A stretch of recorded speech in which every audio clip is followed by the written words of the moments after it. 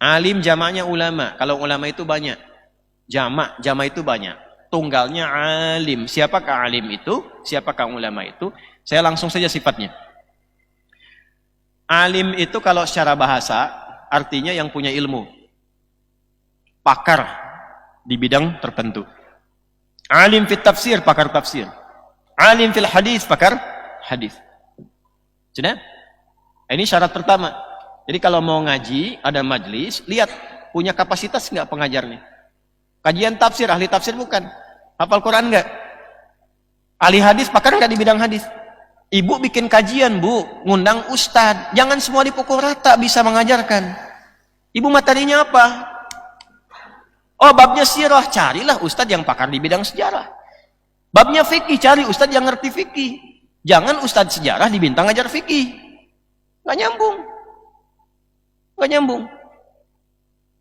Nah, maka itu Imam An-Nawawi mengatakan wala yata'allamu illa mimman kamulat ahliyatuhu. Itu di kitab At-Tibyan fi Adab Hamalatil Quran.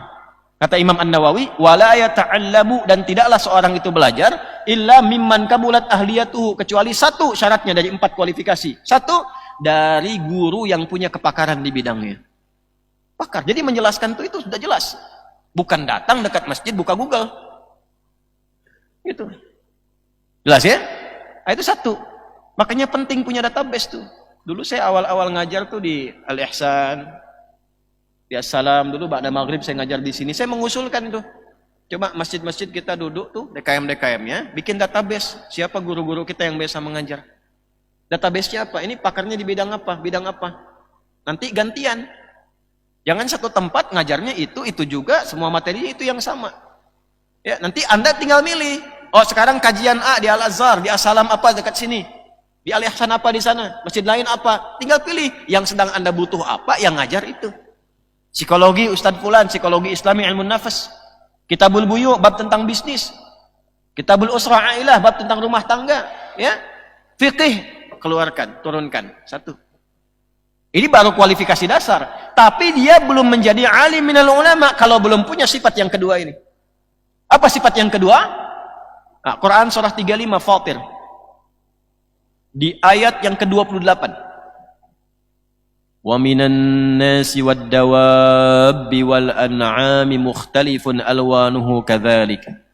Innama yakhshallaha min ibadihil ulama. Dan di antara manusia, setiap yang bergerak, bahkan hewan ternak pun ada ragamnya, ada kualifikasinya. Kalau Anda ingin menemukan ulama dari kalangan manusia itu, ini kualifikasinya kata Allah. Pakai innama adatul hasri, dibatasin. Jadi nggak semua orang berilmu itu punya sifat ini. Karena ini terbatas untuk ulama saja.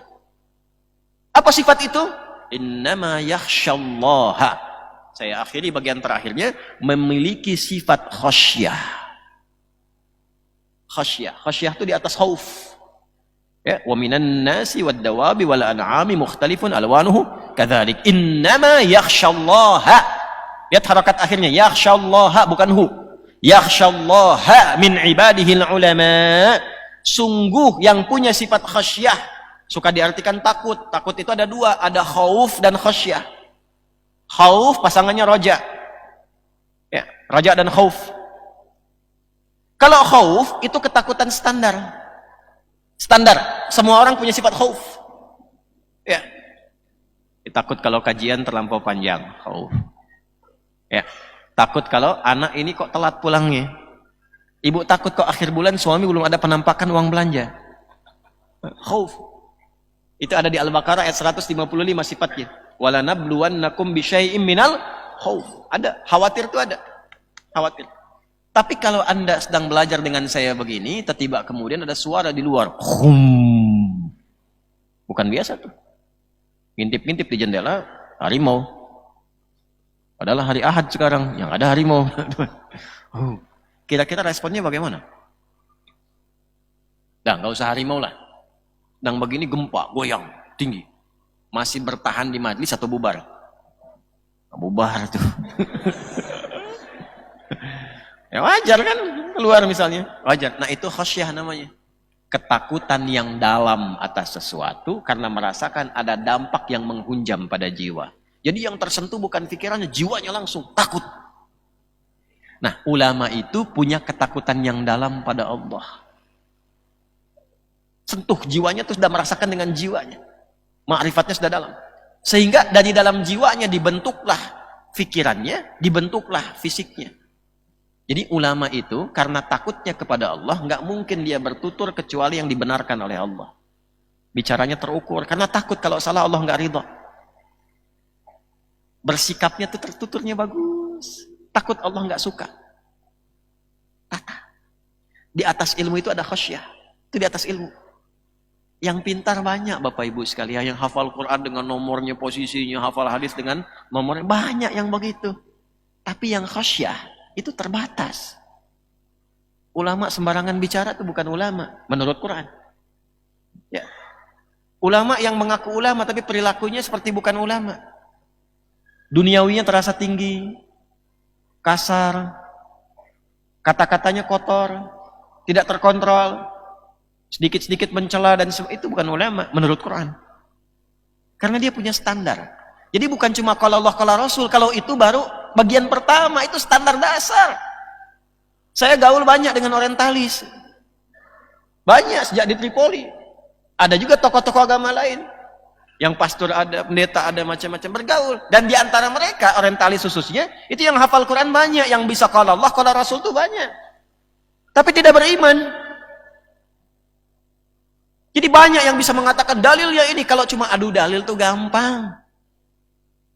Gampang, yang belum beriman pun bisa menghafal. Yang sulit itu membangun karakteristik khasyah dalam diri. Bisa nggak nyampaikan dalil itu atas dasar ketakwaan kepada Allah? Ukurannya apa? Nanti ada ukuran ibadah. Khasyah itu dilahirkan dari ibadah, konsistensi ibadahnya kelihatan.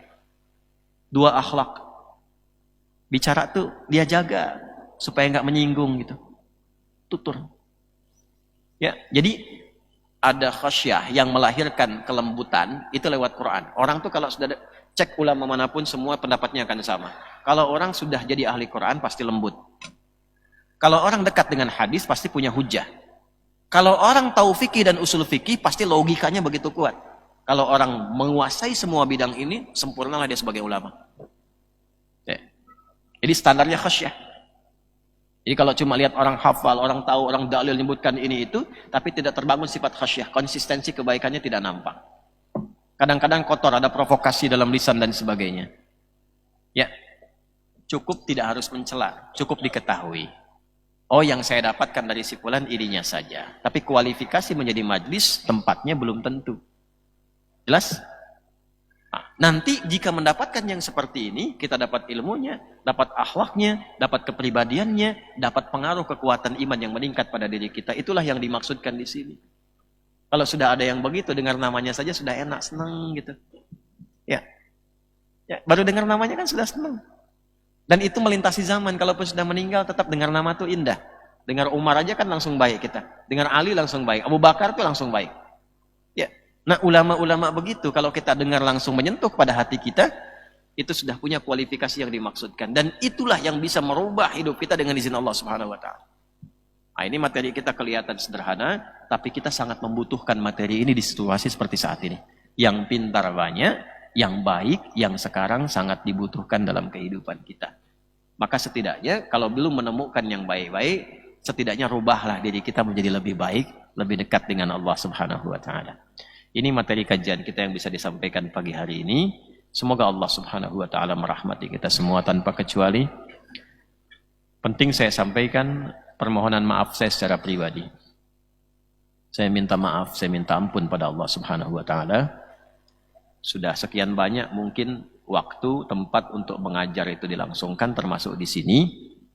Tapi juga saya merasakan boleh jadi Anda menemukan hal-hal yang belum konsisten untuk dilakukan. Maafkan saya kalau saya mengajar belum mampu mendekatkan Anda kepada Allah lebih baik. Anda bisa cari ustadz lain untuk bisa mengajarkan Anda dengan lebih baik. Maafkan saya kalau apa yang saya sampaikan belum bisa saya lakukan sepenuhnya dengan baik. Mohon dikoreksi atas hal-hal yang mungkin saya bisa perbaiki. Semoga Allah mengampuni dosa kita semua, memaafkan kesalahan kita, dan membimbing kita menjadi pribadi yang lebih baik sampai kita kembali pada Allah Subhanahu wa taala. Allahumma taqabbal minna innaka antas samiul alim wa tub alaina innaka antat tawwabur rahim.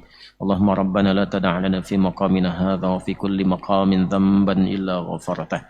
Ya Allah, bila ada pendosa hadir di sekitaran majlis ini, jangan biarkannya meninggalkan majlis ini kecuali Engkau ampuni seluruh dosa-dosanya. Engkau gugurkan seluruh kesalahannya. Wala hamman illa farajtah. Jika ada yang datang ke majlis ini dengan kegelisahan di hatinya, maka jangan biarkan ya Allah ia pulang meninggalkan majlis ini kecuali Engkau telah tenangkan keadaan jiwanya. Wala maridan illa syafaitah. Jika ada yang sakit di antara kami, mohon sembuhkan.